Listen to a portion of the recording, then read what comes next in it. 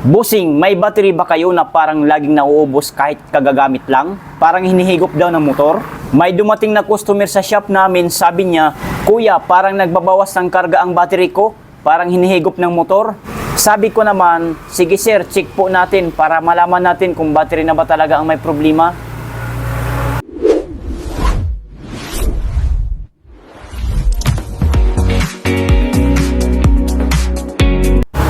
So ito po ang battery na dala niya. Ang dala niyang battery ay ito po. YTX-BS OD gel battery. Ayan po. Nakalagay dito ay 12 volts. Ayan. Lapit ko sa camera. Ayan. Nakalagay naman po dyan ay 12 volts, 4 ampere hour at 10 hour. Motorcycle batteries po ito ha. Ayan ang kanyang itsura oh. OD battery yan. Model niya ay YTX 4L-BS. Ayan. Mukhang bago pa kasi naka-plastic pa eh, oh. Ayan. Parang binabalutan lang siguro niya ng plastic ito. Wala siyang sinabi kung ilang taon na sa kanya ito. Pero I think wala pang isang taon gamit niya ito. Kasi hindi naman luma. Medyo may kabaguhan pa eh. Yan, oh.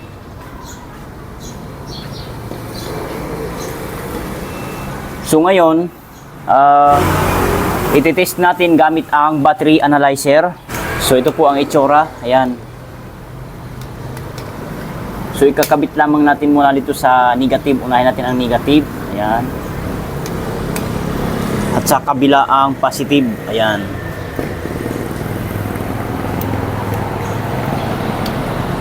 Ayan po.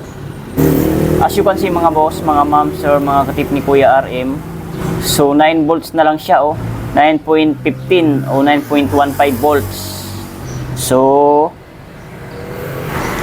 titingnan natin ang kanyang CCA, SOH at SOC. So okay lang tayo. Battery test, regular flooded. Ibaba natin siya sa number 4. Mag-gel tayo, ayan. So okay lang.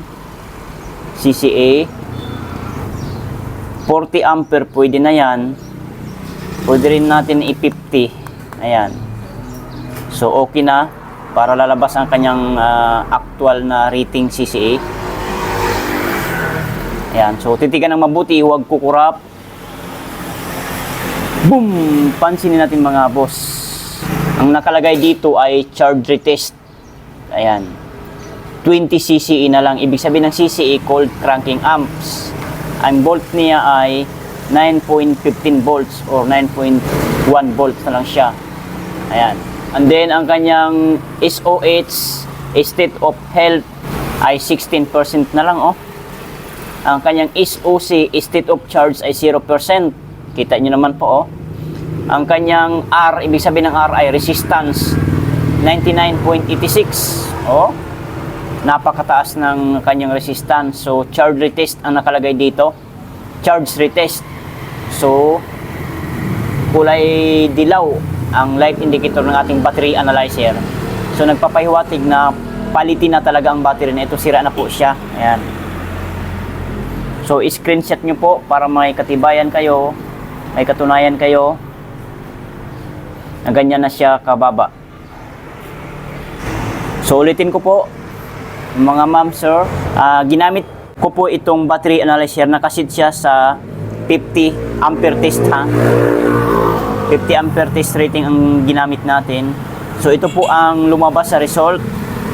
Ang voltage niya ay 9.15 volts or 9.1 volts na lang siya. Ang CCE niya ay 20 CCE na lang.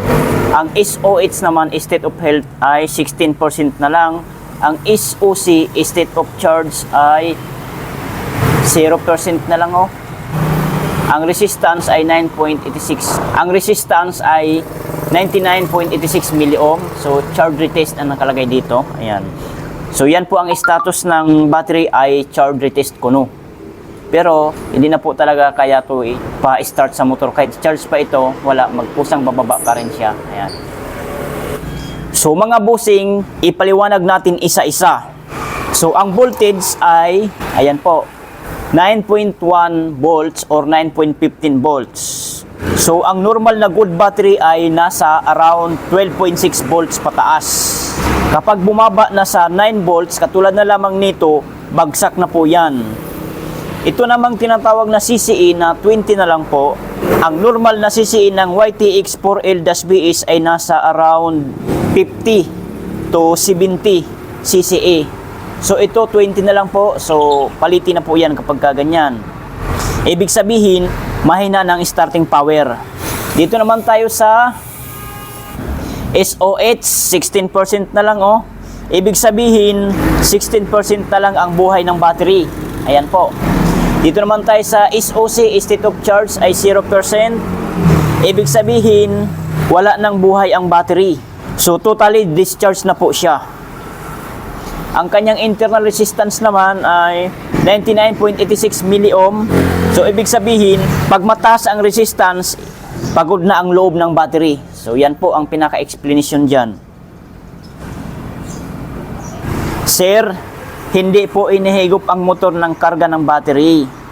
Mahina na po talaga ang battery ninyo. Kahit i-charge pa ito, hindi na po babalik sa normal ang performance. Sir, ang recommendation ko po ay palit battery na.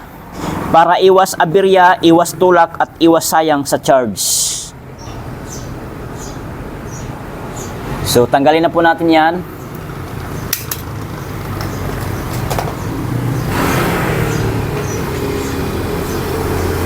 Mga busing, tandaan po, kapag ang battery ay mababa ang voltage, mababa ang CCE, mababa ang SOH, mataas ang resistance, huwag na pilitin sa charge. Palit battery na po talaga. Kung gusto nyo ng actual battery testing at tunay na experience sa shop, i-like at i-subscribe nyo lang po ang tip ni Kuya RM. Comment lang po kung anong battery ang gusto nyong ipatest sa susunod. Ako po si Kuya RM, salamat sa panonood at kita-kits sa susunod na battery test.